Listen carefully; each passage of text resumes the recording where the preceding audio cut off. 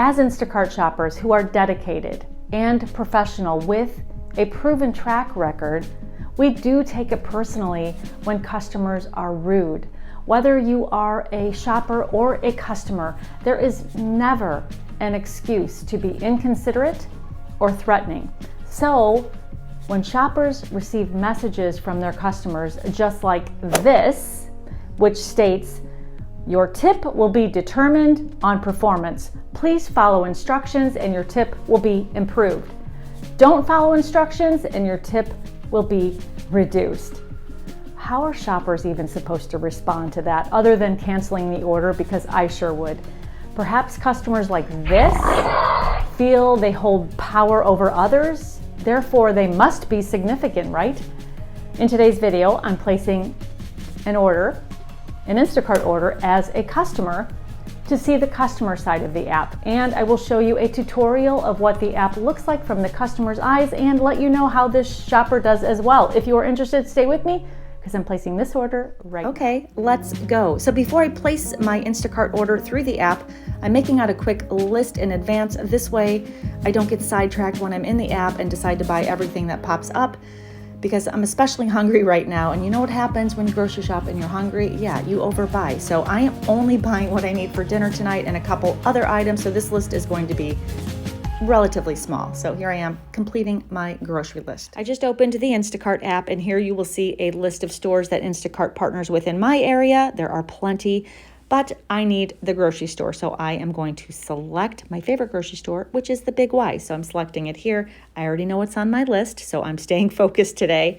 And I will be starting with bananas. So very simple. I'm just clicking on the bananas, and Instacart obviously allows you to add in the quantity. So I need 3 of them, and I will also leave my shopper a note just to let her know that I would prefer bananas on the greener side. So that's what I'm going to do right now. It is so incredibly helpful for shoppers to receive these notes from their customers in the app.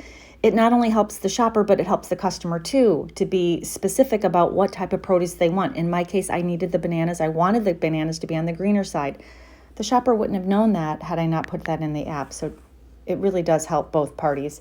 So now I'm on to the next item, which is the blueberries. I'm looking through these and, of course, looking at the prices going, what the heck? Because we know how much these actually cost in the store. So here I'm selecting the most affordable one, which is the no-name brand. When the customer puts the notes in the app, this is exactly how the shopper will see it. I'm showing you guys me adding in another item so we can see how this works. I'm completely out of seltzer, so I have this on my list. Here I am scrolling through, and it has to be polar. I just am a polar girl. What can I say? And I'm choosing lime because it's my favorite flavor. I also know that my store is usually sold out of the lime. So Instacart will prompt you to, under the instructions tab, to select a replacement. So I'm just going to look for another replacement, and I'll just go for the cranberry lime so my shopper knows. So that's what I'm going to do right here. I just reviewed the list. Everything looks good. And now Instacart brought me to the tip page. And as you can see here, the tip is automatically defaulted to $2 from Instacart. And then you can see the percentages and what each percentage is worth. So I'm going to change this shopper's tip to $20 right out of the gate so that this shopper knows that I actually put value on them. I don't mind doing that. This is a luxury service, and I'm very appreciative of the shoppers out there. So here I am confirming the tip of $20, and then my total will, of course, update in the app. And I believe with these items, the $2 tip now to $20, I am now spending $55, which I don't mind. It definitely didn't take long to be assigned a shopper after I placed the order. Actually, only a few minutes it took. So here it states, arriving today by 3:35. This will be my grocery order, shopping shortly. Rachel is about to start your order. You can chat with them to make changes. So yeah, that did not take long at all, and I'm pleased with that. Then it says shopping is in progress. Rachel will message you with any questions or changes. So this is a standard message that all Instacart customers receive. I was hopeful that she would communicate with me, and yes, she did. I received a message from her right away that stated, "I'm Rachel. I will be doing your shopping today. If you need anything, please don't hesitate to message me here on the app." And I really appreciated this because while a lot of shoppers do communicate, there are a lot of shoppers who also don't. So this is just a very important step, and it really sets the tone. So I was grateful right out of the gate. So I was happy.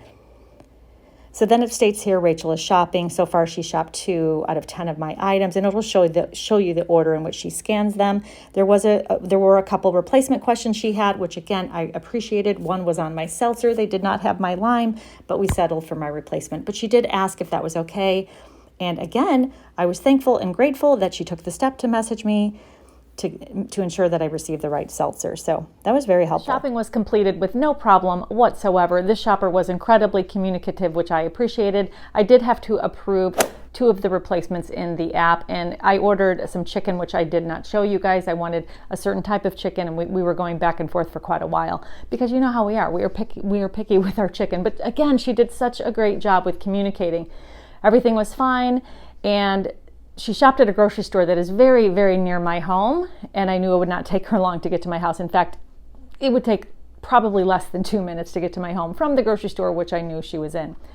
So after she checked out, it was taking a while for her to get to me. So I thought, as customers were thinking, oh my, that's weird, she should have been here by now. And then I was getting a little worried. And on the customer side of the app, all it says is Rachel checked out and no changes can be made to your order. So I'm thinking any second she's going to pull up, but she never did. And then I couldn't see where she was in the app, so I waited. And finally, about maybe 20 minutes later, she did send me a message stating what her ETA is. I'll put this here. And then I said, which I appreciated. Again, she communicated, told me when she'd be here. I'm on my way. Then I said, by chance, are you in a double order? And she said, no, I'm in a triple batch. Aha. Of course she is. And that's why it took her a while to get here, which to me, I think is absolutely ridiculous that Instacart does not let their customers know when they are a part of a triple batch, because I could see other customers who would be frustrated at their shoppers for taking so long. Me as another shopper, I kind of had a hunch. I'm like, oh, of course she's a part of a double or a triple, because that's what Instacart does. They'll take a tipping customer and they probably put a low tipping customer with my order, which is absolutely ridiculous. Companies should not do this to customers who are tipping. I was absolutely the very last drop off, I could tell, because it took her a long time to get to me, but that's okay. It wasn't her fault at all, and I appreciated her honesty.